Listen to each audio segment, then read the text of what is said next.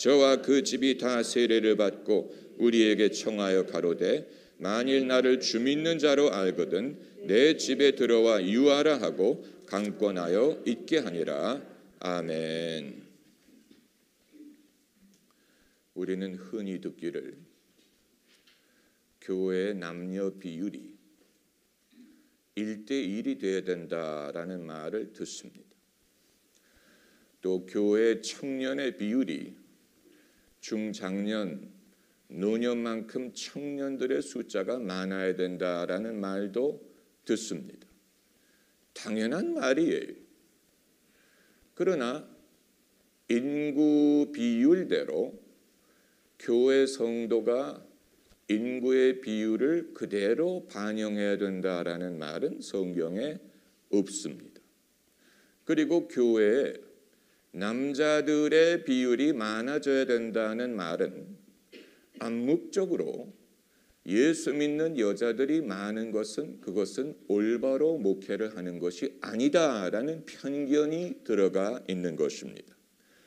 또 교회에 중장년, 노년의 비율이 청년보다 많다라는 말을 하는 것은 중장년들이 믿는 것이 마땅치 않고 젊은이들이 많이 믿어야 된다라는 편견을 포함하고 있는 것입니다.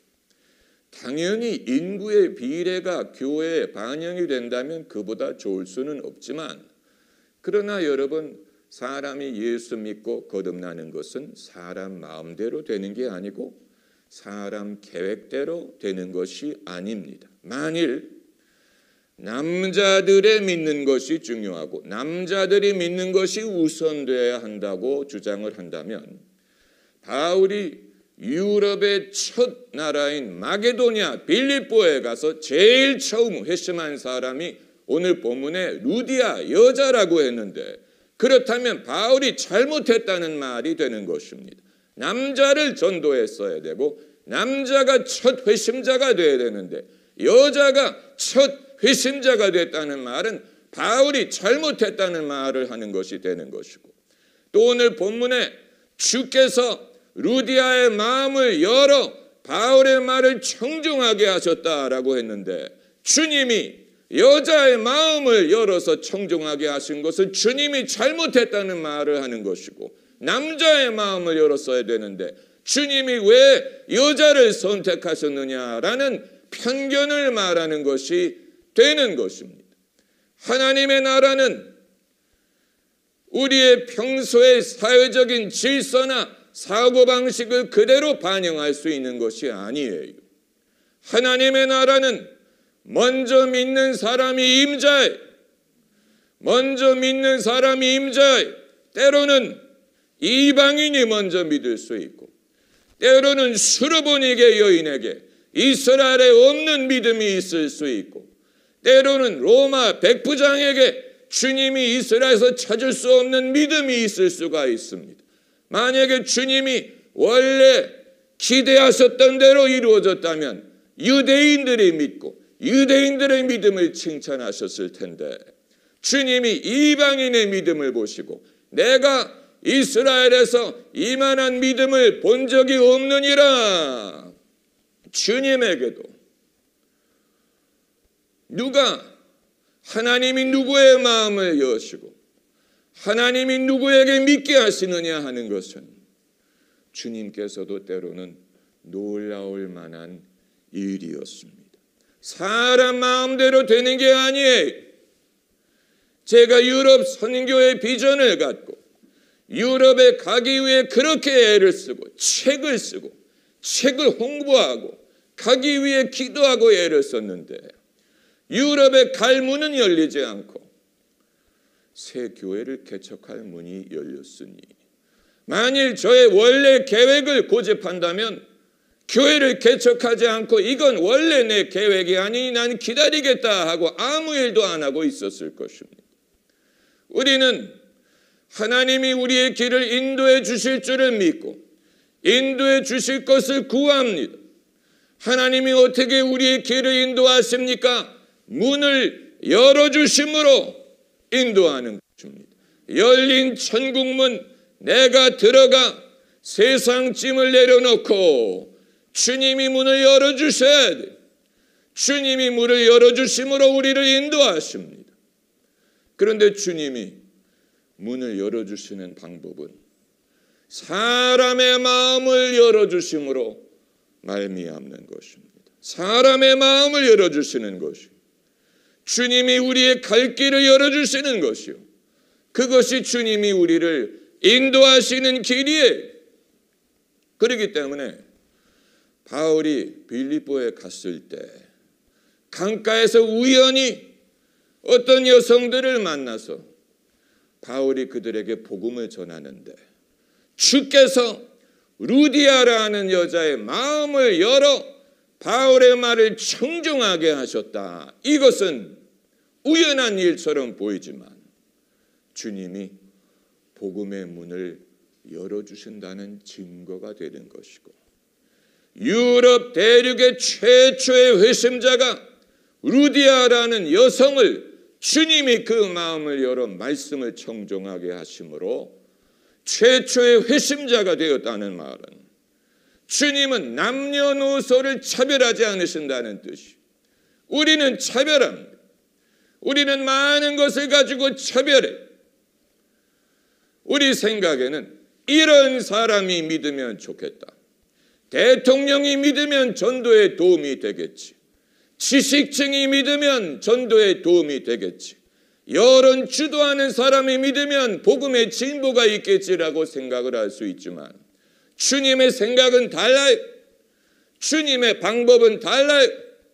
고린도전서에 바울이 말하기를 너희 중에 부유한 자가 많지 아니하고 지혜 있는 자가 많지 아니하고 강한 자가 많지 아니하느니라. 하나님이 세상에 약한 것을 택하사 강한 자를 없이한다. 하나님이 미련한 자를 택하사 세상에 지혜로운 자를 부끄럽게 하신다라고 했어요. 우리가 갖고 있는 편견대로 하나님이 일하시지 않고 때로는 전혀 다른 방법으로 다른 장소에서 다른 사람을 통해 다른 때에 일하심으로 우리의 갖고 있었던 편견을 깨뜨리시고 당신의 길과 방법을 보여주시고 우리는 순종하고 따를 수밖에 없는 것입니다. 우리가 누구라고? 주께서 루디아의 마음을 열어주시는데 바울이 당신은 여자이기 때문에 안 돼. 당신에게 세례 줄 수 없어. 첫사람은 남자여야 돼. 이건 미련한 생각이 사람을 외모로 취하지 않는다라는 말은 그 사람의 사회적인 지위 이것을 말하는 것뿐만이 아니고 우리가 평소에 서로를 분류하고 서로를 판단하고 서로를 카테고리화하는 것 그 자체도 사람을 외모로 판단하는 것이 되는 것입니다.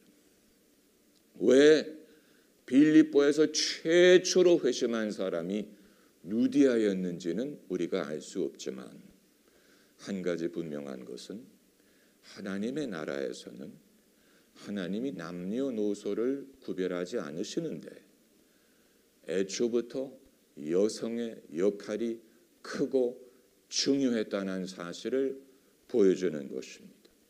교회사가 그 사실을 증명합니다. 예수님을 잉태한 사람이 마리아였어요. 마리아의 신앙 고백, 나는 주의 계집종이오니 제게 하신 말씀대로 이루어지리이다. 계집종의 순종에 의해 하나님의 아들 예수님이 이 땅에 탄생하실 수가 있었어요. 예수님이 부활하셨을 때 최초의 목격자가 여자였어요. 막달라 마리아가 베드로, 요한, 야고보에게 달려가서 예수님이 부활하셨다는 좋은 소식을 전했어요. 사도들이 먼저 목격한 게 아니에요. 사도들이 먼저 증언한 것이 아니에요. 7 귀신이 들렸던 막달라 마리아가 예수님의 부활을 최초로 목격하고 그 사실을 최초로 전했어요. 오순절 다락방에 성령을 받았던 120명 중에 다수의 여자들이 포함되어 있었습니다. 사도행전 1장에 그들을 거명합니다. 마리아와 여자들과. 애초부터 교회의 여자의 역할은 지대했어요. 주님은 남녀를 가리지 않으셨어요. 남녀를 가린 것은 사람이. 그래서 애초에 여자의 역할이 동일했죠. 사도행전 2장에 말세 내가 내 영을 남종과 여종에게 부어주어 저희가 예언할 것이요 남종과 여종을 차별하지 않고 말씀하시고 차별하지 않고 성령을 부어주시고 차별하지 않고 예언하게 하신다고 했는데 사람들이 그 사실을 깨닫는데 거의 2000년이라는 세월이 걸렸습니다.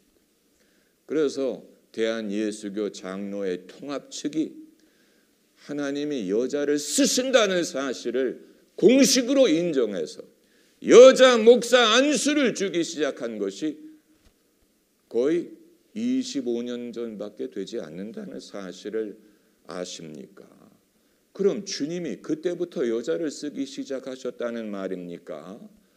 장로교가 여자에게 안수를 주기 시작한 그 시점부터 하나님이 여자를 쓰셨다는 말입니까? 아니에요.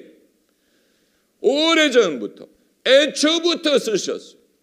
남자처럼 여자를 쓰셨어요. 다만 사람들이 그 사실을 깨닫는데 받아들이는데 그만한 시간이 걸린 것입니다. 우리는 아직도 많은 편견에 매여 있어요. 여러분도 그 편견으로부터 자유하지 못할 것입니다.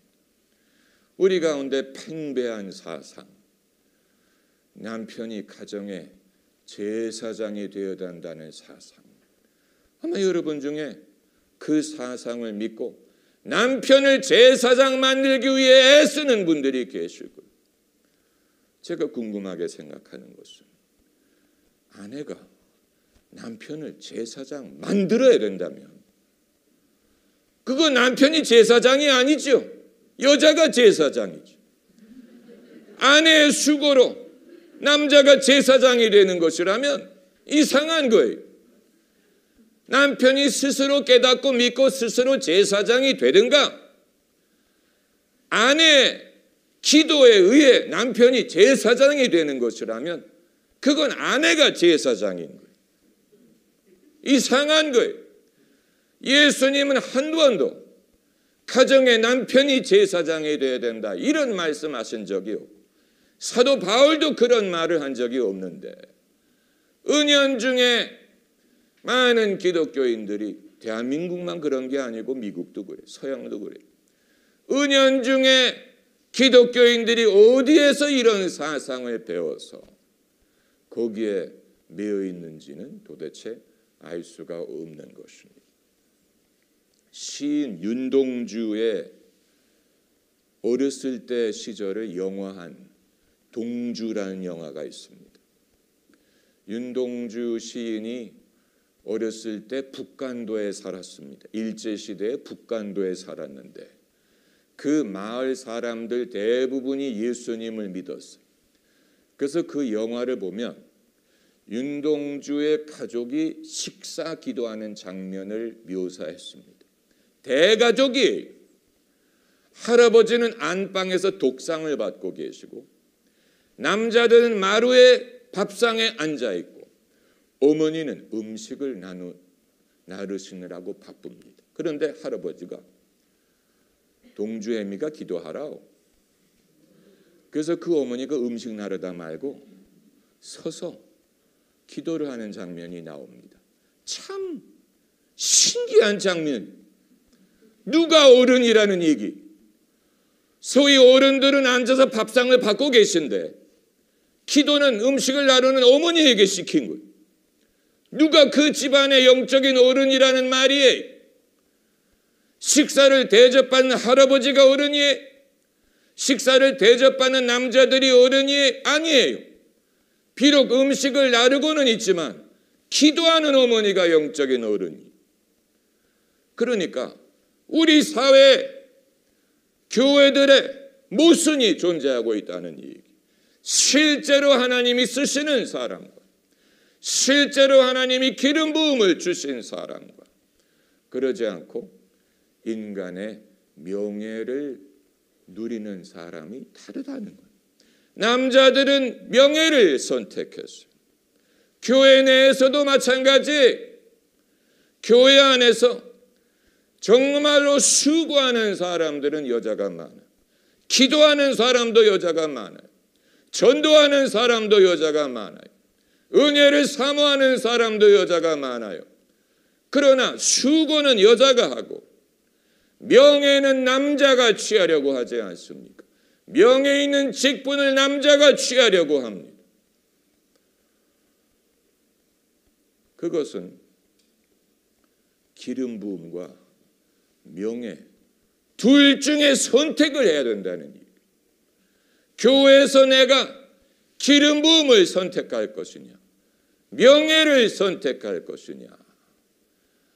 기름 부음을 우선시하는 교회는 명예를 별로 누리지 못합니다.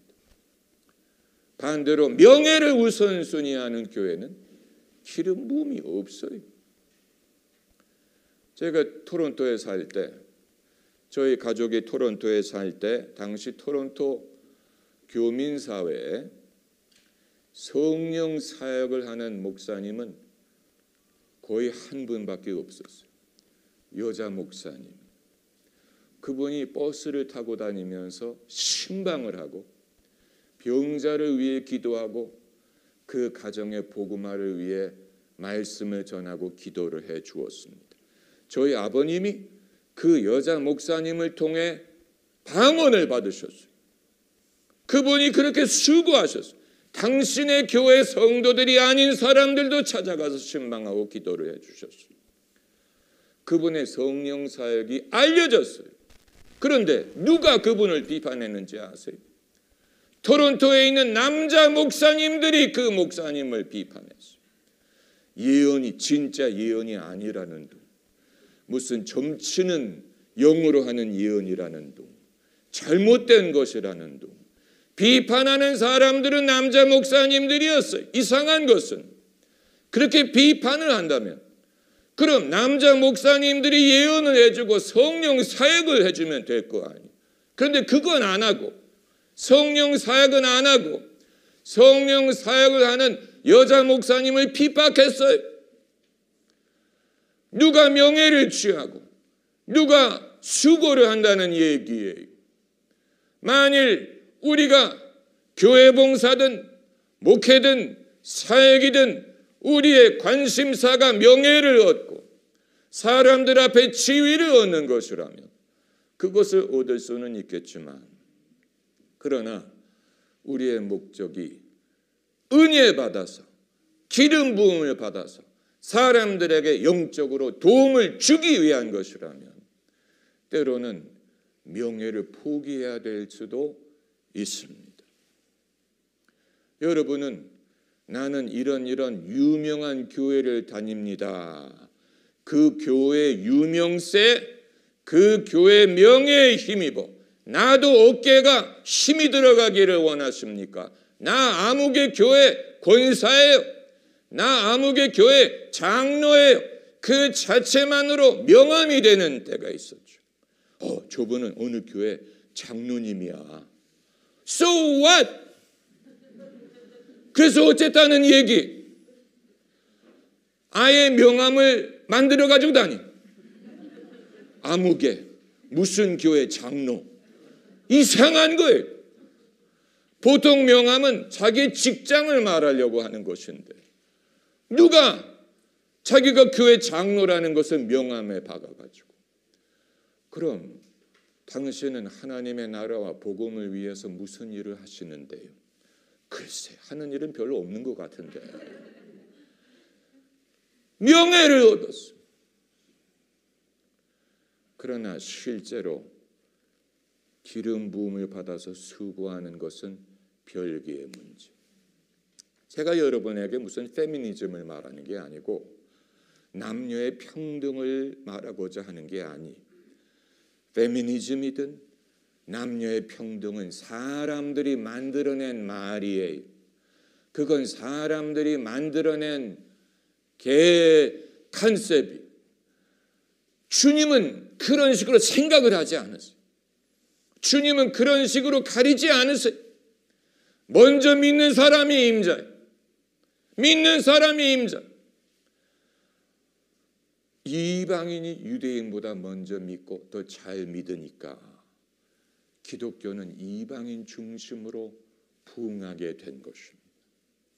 여러분, 제가 유럽 선교에 대한 비전을 가지면서 많이 연구하면서 깨닫는 것은 한때 기독교의 종주국을 이루었던 유럽 문명은 신앙에 관심을 버리고 영적인 것에 대해서 관심을 갖지 않고 은혜에 대해서 관심을 갖지 않는 데 비해서 새롭게 신앙이 부흥하는 아프리카, 인도, 파키스탄, 라틴 아메리카, 아시아의 성도들은 누가 하나님의 말씀을 전하면 기쁘게 받아들이고 관심을 갖고 아멘하고 배우고자 하고 마음을 연다는 사실이,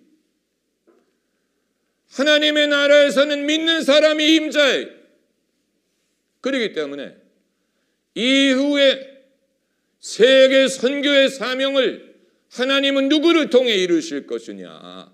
신흥 부흥하는 국가에 믿는 사람들을 사용하실 것입니다. 아프리카, 인도, 파키스탄, 라틴 아메리카, 그리고 저는 대한민국이 그 가운데에 포함되어 있기를 바랍니다. 할렐루야. 여러분, 루디아가 빌립보에서 최초로 세례받은 사람이 된 것이 우연한 일이 아니, 우연히 된 일이 아니에요. 오늘 본문이 루디아에 대해서 말하는 것을 보면 주님이 왜 이 사람을 쓰셨는지를 납득할 수가 있습니다. 오늘 본문 14절에 두아디라 성의 차주 장사로서, 차주라는 말은 그 당시에 옷감을 차주색으로 염색을 했기 때문에 비롯된 말입니다. 다시 말하면 의류업, 직물업을 하고 무역을 하는 여자였다는 뜻이, 루디아가 두아디라 성의 차주 장사로서, 두아디라는 아시아에 있는 도시인데 아시아 출신인 루디아가 유럽의 빌립보에 가 있었다는 말은 오가면서 무역을 했다는 뜻입니다. 상당한 실력, 상당한 주도력, 배짱, 적극적인 성격을 가진 여자였다는 말이에요. 루디아는 결혼한 여자였을 것이라고 추측이 되는데 루디아의 남편의 직업이 무엇이었는지는 성경이 말하고 있지 않아. 루디아의 남편이 믿었는지 안 믿었는지는 말하고 있지 않아. 믿었을 거예요. 그러나 여러분, 여자가 항상 남자의 뒤에 있어야 되는 게 아니에요. 여자가 항상 남자의 일 뒤에 있어야 되는 게 아니에요. 루디아의 남편이 무슨 직업을 가졌는지 성경은 말하지 않지만 루디아가 어떤 일을 했는지를 말했어요. 루디아의 남편이 믿었는지 안 믿었는지 성경은 말하고 있지 않지만 루디아가 믿었다고 말했어요. 남자가 주님을 섬기려 할 때 여자의 눈치를 보지 않지. 그렇다면 왜 여자들이 주님을 섬기려 할 때 남자의 눈치를 봐야 된다는 얘기예요. 남편이 주님을 섬기려 할 때 아내의 눈치를 보지 않죠. 사실 많이 보지요. 간 큰 남자가 아니면. 그러나 자신의 믿음대로 살 때는 눈치를 봐서는 안 되죠. 여자도 마찬가지. 루디아가 자기 집을 오픈하지 않았습니까? 15절에 우리에게 청하여 가로되 만일 나를 주 믿는 자로 알거든 내 집에 들어와 유하라. 하고 강권하여 있게 하니라. 자신의 집을 오픈했어요. 얼마나 적극적이고 얼마나 배짱이 있고 얼마나 추진력이 있습니까? 여자기 때문에 그런 것도 아니고 남자여야 그런 것도 아니고 결국은 믿음으로 말미암는 것입니다. 나를 믿는 자로 알거든. 그게 이유예요. 내가 믿는 자가 되었기 때문에 내 집을 연다. 내가 믿는 자가 되기 때문에 이 봉사를 하겠다. 내가 믿는 자가 되었기 때문에 이 일을 기꺼이 하겠다라는 것입니다. 여자기 때문에 한 것도 아니고 남자기 때문에 못하는 것도 아니고 믿는 사람이기 때문에 하는 것입니다. 우리가 우리 스스로를 그렇게 봐야 됩니다. 나는 뭐 남자고 뭐 여자고 뭐 그건 그렇게 태어난 것뿐이지. 그것보다 중요한 것은 나는 믿는 자라는 사실. 할렐루야. 믿는 사람이 된 것이 우리의 정체성의 으뜸. 내가 누구냐를 정의하는 것은 내가 한국 사람이냐, 내가 무슨 뭐 교육 수준이 어떠하냐, 내가 과거에 어떤 직업을 가졌느냐, 뭐 이것은 하나도 중요하지 않고 내가 누구냐를 정의하는 것은 나는 믿는 사람이다라는 것이고, 내가 내 정체를 정의하게 되면 내가 무엇을 해야 되는가를 알 수가 있는 것입니다. 할렐루야, 할렐루야. 기도하십시다.